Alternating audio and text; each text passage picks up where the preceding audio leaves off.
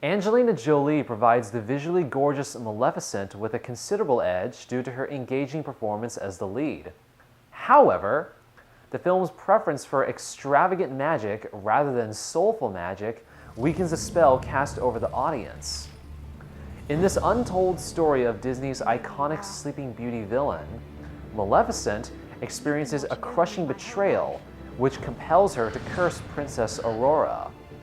As the child grows into a beautiful young woman, played by Elle Fanning, Maleficent comes to realize that Aurora could be the key to restoring peace throughout the land.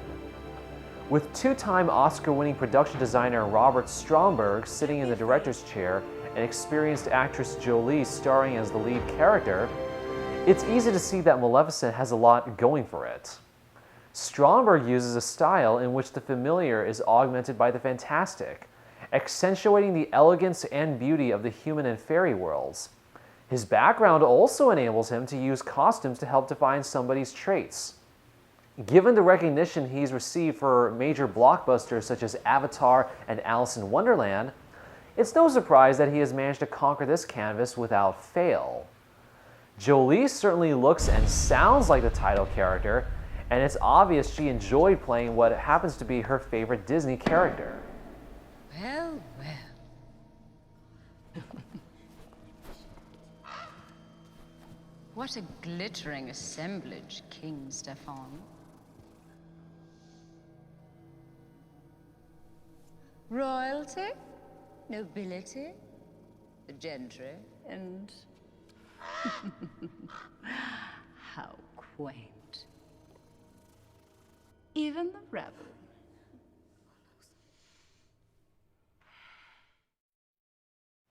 In spite of Jolie's performance and the film's artistic victory, Maleficent is not invulnerable, and Stromberg's emphasis on visuals affects both the story and characters to a significant degree. The bond between Maleficent and King Stefan isn't well developed. His reasons for doing what he does to the former lack depth and coherence, and not enough is explained to clear up these matters. Sharlto Copley's one-dimensional portrayal of Stefan does little to alleviate the damage done to what could have been a riveting who versus who scenario. There's not much I can say about the three uninteresting, obnoxious pixies tasked with raising Aurora, which probably has to do with the fact that this film doesn't really belong to them.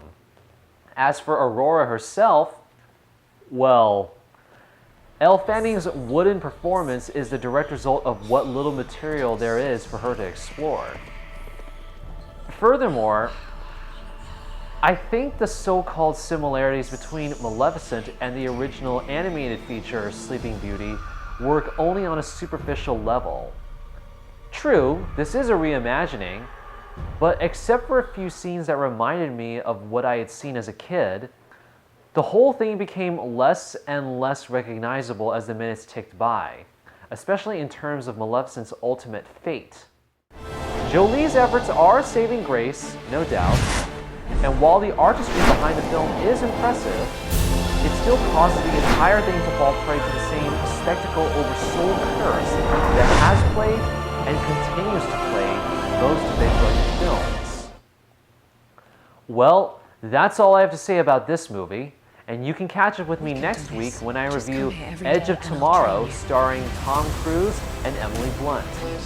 This is Noah Lee with the Coast News, signing off. No matter what I do, it's as far as you go.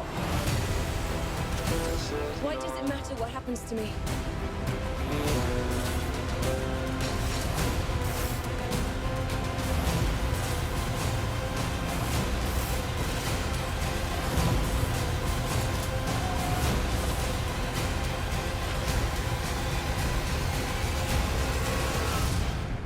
I'm not a soldier. Of course you're not. You're a weapon.